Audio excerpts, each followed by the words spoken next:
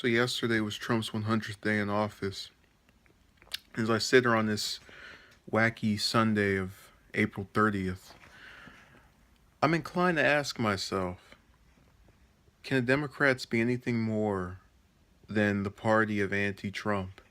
And to explain why I'm making that suggestion, there was a video on Jimmy Dore's channel that came out recently, and it featured an interview with Sanders and the current DNC chair, Perez.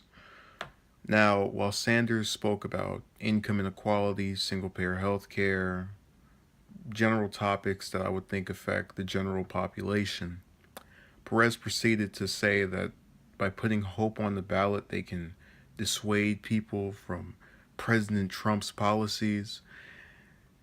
And it bothered me and it bothered Dore and his other two panelists because it showed that there really is no substance, no merit, no fiber, or anything of worthiness to ask a person of their vote besides, well, at least I'm not Trump. I may be terrible and not know what I'm doing and have no direction I want to send my constituents in, but at least I'm not like the guy in the White House right now.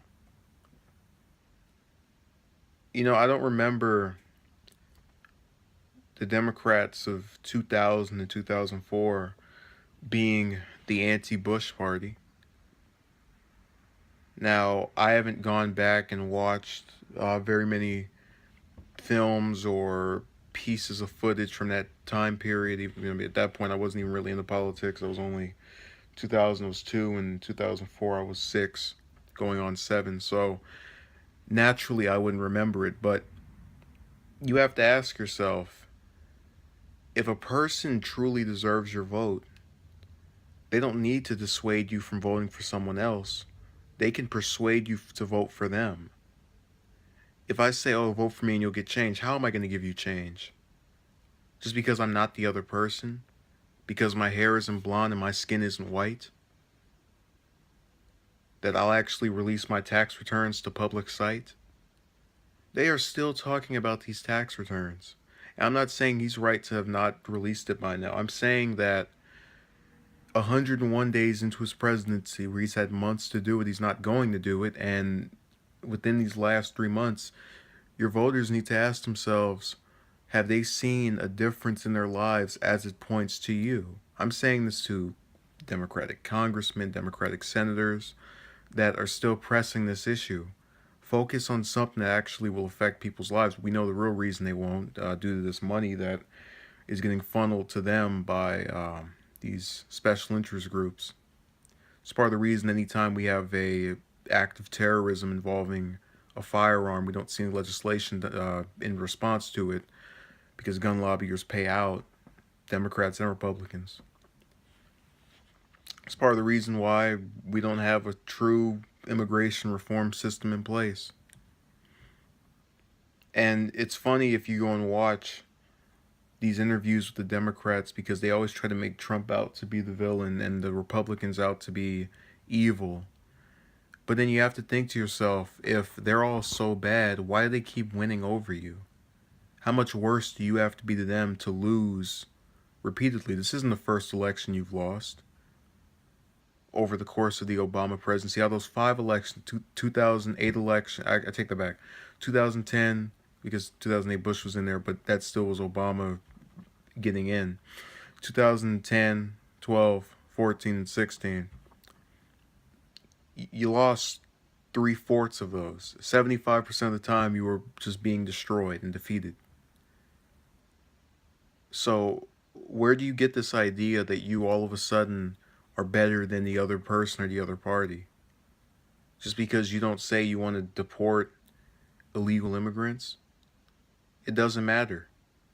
You have to remember that the majority of people in this country are Caucasians who likely are not going to be affected by immigration laws, which traditionally have more to do with minorities.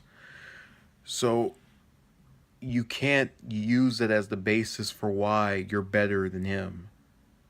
And it seems as if they've never thought to themselves, Maybe there are legitimate grievances that people have with their party, and that's why they turn to the other person. Maybe Obama wasn't as cracked up as you thought he was. Doesn't mean he was terrible or awful, but maybe there were some things people didn't like. And you didn't go out there to try and reach to them and say, what's the problem here? No, you just want to keep saying, well, we may be bad, but at least we're not Trump. I'm telling you, this next presidential election and these midterm elections, if the Democrats don't get their act together and go in the route of Sanders, it's going to be the end of them as a major party, or at least further go down the end. Because I don't think they realize something. Going on this corporate, Wall Street begging, money begging move or format has left them with what, 20 of the governor chairs? Majority of the governors are Republican, the House is Republican, the Senate is Republican, the White House is Republican. What do you have to lose by trying something new and saying, forget Wall Street, we're going to be so populist that everybody wants to donate to our campaigns. They're out to for us. It's not hard to do that. It really isn't. I don't know why we can't just try something new for the next 2 to 4 years. And if that doesn't work, maybe you do go back to the way you were. But all I'm saying is you've had a track record of losing since becoming a Wall Street owned party ever since the Clinton years. It only makes sense to try something different in the face of defeat. A wise man once said insanity is doing the same thing over and over again, expecting different results. And if that is to be applied to the current situation of U.S. politics, the Democratic Party is filled with lunatics.